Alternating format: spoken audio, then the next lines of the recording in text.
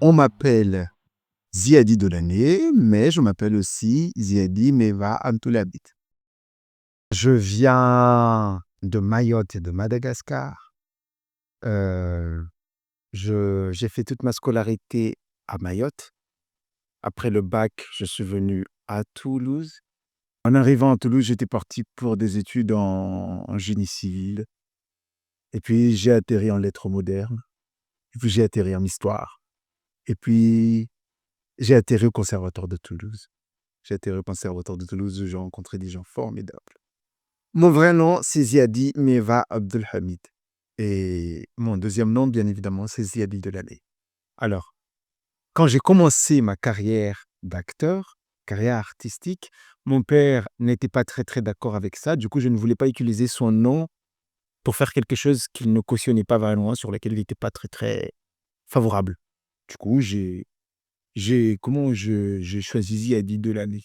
Parce que les gens qui m'ont donné envie de faire ce métier d'acteur, ils avaient cette blague-là. C'était des acteurs aussi, des actrices, mais ils faisaient tout le temps cette blague de ouais, c'est le sourire de l'année que tu me donnes là. Oh, c'est la pâtisserie de l'année. Ah, c'est le téléphone de l'année. Et du coup, bah voilà, c'était assez évident. Ziadi de l'année. Un nom, c'est une partie de notre identité déjà.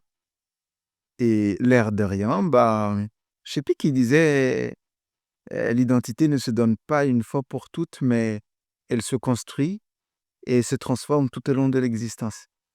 Donc c'est à peu près ça, c'est-à-dire on m'a donné un nom à la naissance, et puis il s'est passé des choses qui ont fait que ce nom-là n'était plus suffisant ou ne me convenait plus, et d'autres bagages de ma vie m'ont permis de choisir un autre nom et ainsi de suite. Mais oui, c'est sûrement mon vécu et mes bagages personnels qui m'ont aidé à choisir ce nom-là. Des gens qui m'ont influencé, des gens qui sont arrivés dans ma vie, ainsi de suite. Par contre, les gens qui ne me connaissaient pas, à chaque fois que je leur disais que je m'appelais Ziadik de l'année ou qu'ils voyaient quelque part que c'était Ziadik de l'année, j'avais tout le temps la question de quoi, c'est ton vrai nom, Ziadik de l'année? Putain, c'est trop stylé! C'est génial, non, je suis mort, c'est pas ton vrai nom. Et bien sûr, moi, je joue là-dessus, si, c'est mon vrai nom, Ziadik de l'année. Bah oui, bien sûr. Meva, c'est du malgache. Euh, Malgache qui veut dire beau, ça peut aussi vouloir dire parfait, ça peut aussi vouloir dire merveilleux, ça veut aussi vouloir dire tout va bien, ça veut aussi vouloir dire ça va. Donc ouais, ça peut vouloir dire tout ça. Abdulhamid, c'est Abdul, ça vient de l'arabe, abd, qui est serviteur. En général, on dit esclave, mais j'aime pas le mot esclave, c'est plus serviteur. Et Hamid, c'est un des noms de Dieu. C'est un des noms de Dieu dont j'ai oublié la traduction. Hamid, le loué, je crois, ou je sais plus. Mais en tout cas, il y a plein de noms comme ça composés de Abdul Karim. Karim, c'est aussi un des noms de Dieu, comme ça, et du coup, voilà, serviteur de Dieu quelque part. Voilà. Donc, ça commence par Meva déjà. Meva, donc, vous voulez que je choisisse lequel? Attends, le parfait? Le merveilleux, allez, merveilleux serviteur, oh, merveilleux serviteur de Dieu, Ziadi. Ziadi, ça se traduirait comment Ziad? Ziad, c'est le diminutif de Zad et Yazid qui est additionné en arabe, mais mais Ziad, je le traduirais plutôt par l'abondance. L'abondance. Et du coup, merveilleux serviteur de Dieu, abondant. Abondance, je dirais plutôt ça. Alors, mon nom en soi, non, pas tant que ça. Mon nom en soi, pas tant que ça. Mon prénom aussi quand même, Ziad. Deux personnages. Un que je n'aime pas du tout, qui s'appelle Ziad ibn Muawiyah. Ziad ibn Muawiyah, c'est le fils du fondateur de la dynastie Omeyyade. pour faire le truc, grosso modo, heu, après, c'est-à-dire, la civilisation musulmane, après la mort du prophète, il y a les 4 califes qui se succèdent, des califes qui sont choisis, c'est-à-dire, par les croyants. C'est les croyants qui les choisissent, femmes et hommes. Femmes et hommes viennent donner leur allégeance et ainsi de suite. Et donc il y a le premier qui s'appelle Abou Bakr, le deuxième Omar, troisième Othman et le dernier qui s'appelle Ali, heu, se fait encore élire de manière démocratique, comme ça. Mais sauf que du coup, en arrivant à cette dernière qui est le dernier, il y a il y a justement le Muawiyah, fondateur de la dynastie omeyyade, qui veut usurper le pouvoir, ainsi de suite, qui passe par plein de micmacs, qui arrive à, à ravir du coup le pouvoir. Il y a plusieurs guerres, beaucoup de gens meurent, ainsi de suite.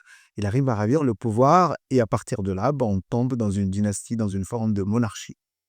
Et à partir de là, au lieu que ce soit les croyants qui décident de qui sera le prochain dirigeant, à partir de là, le pouvoir se transmet de père en fils, de père en fils. Et après, il y a d'autres dynasties qui viennent derrière et ainsi de suite. Voilà, voilà. Donc, et d'ailleurs, Ziad ibn Muawiyah, c'était pas du tout quelqu'un de bien, c'était quelqu'un de voilà quoi. Voilà. Et après lui, bien plus tard, il y a un personnage qui s'appelle Tariq ibn Ziyad. C'est lui qui va conquérir l'Espagne, libérer l'Espagne du joug des Romains, je crois, ou je sais plus qui. Mais voilà. Et il y a cette anecdote assez géniaux, tu vois? Pendant longtemps, l'Espagne n'a pas été conquise. C'est-à-dire à chaque fois, ils ont échoué et lui, quand il arrive, il vient du Maghreb, du coup, quand il arrive sur les rives espagnoles, il brûle tous les bateaux derrière, les bateaux qui les ont ramenés sur les rives, il brûle tous les bateaux et il y a cette phrase mythique qu'il dit: «Al-'udwa amamakum wal-bahr wara'akum», c'est-à-dire l'ennemi est devant vous et la mer, l'océan est derrière vous. Vous faites quoi? Et ils avancent et ils arrivent à vaincre l'ennemi et les musulmans restent en Espagne pendant 800 ans, d'où aujourd'hui la culture et l'héritage musulman qu'on voit en Espagne, hein, voilà, voilà. Et à partir de là, quand j'ai entendu cette histoire, c'était quelque chose de s'appeler Ziad. Voilà, c'était quelque chose. Voilà. Du coup, j'ai vraiment commencé à apprendre l'arabe de manière académique au moment où il fallait choisir la LV2 en classe de quatrième. Voilà. Et du coup, j'ai continué à la fac et tout. Voilà, je parle aussi le malgache, je parle le mahorais, le comorien, le créole réunionnais. Voilà, voilà. J'aime Enfin, je sais que j'aime le fait d'être polyglotte, parler plusieurs langues. J'aime ça. Heu, Ça m'aide beaucoup aussi des fois à clarifier mes pensées mais des fois ça me pose aussi beaucoup de difficultés, hein, parce que, les logiques et les logiques culturelles de construction de phrases ne sont pas toujours pareilles d'une langue à une autre. Moi, pendant longtemps, hem, ma langue première, disons celle que je maîtrisais le mieux, c'était d'abord le malgache et puis une fois que je suis arrivé à Mayotte, j'ai parlé tout le temps mahorais, tout le temps mahorais, tout le temps mahorais. Du coup, je rêvais en mahorais. Voilà.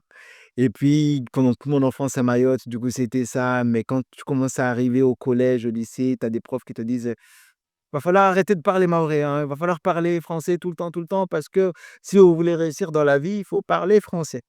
Et du coup, tu te forces à parler français et au fur et à mesure, je me suis rendu compte que si tu voulais m'expliquer quelque chose, je ne pouvais plus le comprendre si tu ne l'expliques pas en français.